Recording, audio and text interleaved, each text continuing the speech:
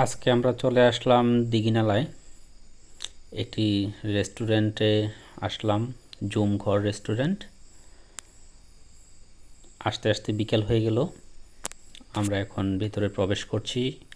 প্রাকৃতিক পরিবেশে এই রেস্টুরেন্টটি অনেক নামধাম শুনেছি, তাই ভাবলাম আজকে একটু সশরীরে গিয়ে দেখি এবং দর্শকবৃন্দ আপনাদেরকে দেখাই।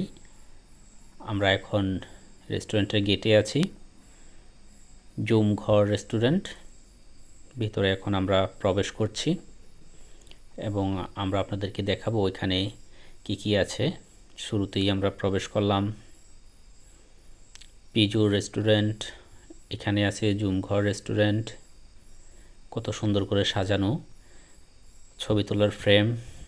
এখানে কাঠের একটি ব্রিজ, আমরা এটি পার হব। ওপাশে একটি দোলনা, দেখতেই পাচ্ছেন বন্ধুরা, বিকেলবেলা এটার দৃশ্য আরও সুন্দর হবে।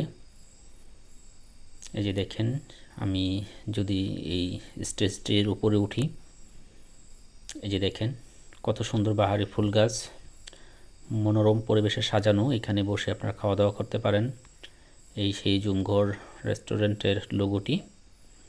এখানে পাহাড়ি আদিবাসীর জুম চাষের একটি দৃশ্য ছবির মাধ্যমে দেখানো হয়েছে। বাহারি রঙের লাইটিং, অনেক ফুল গাছ। কাছ থেকে যদি দেখাই সেই দোলনাটা, এই যে দেখেন, আসলে এখানকার পরিবেশটা অনেক সুন্দর। এখানে একটি টং ঘর, মাচা ঘর বলা চলে। এই যে আমরা একটু সামনের দিকে যাচ্ছি, পিজুর এখানে বসার বেঞ্চ আছে। এই জুমঘর রেস্টুরেন্টটি খাগড়াছড়ির মূল জেলা শহর থেকে প্রায় 25 কিলোমিটার দূরত্বে অবস্থিত।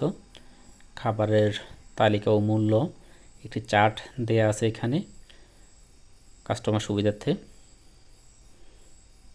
এই যে দেখেন, এখানে অনেকগুলো ফুলের টব এবং এখানে কিছু ডেকোরেশন করা আছে এই রেস্টুরেন্টটির।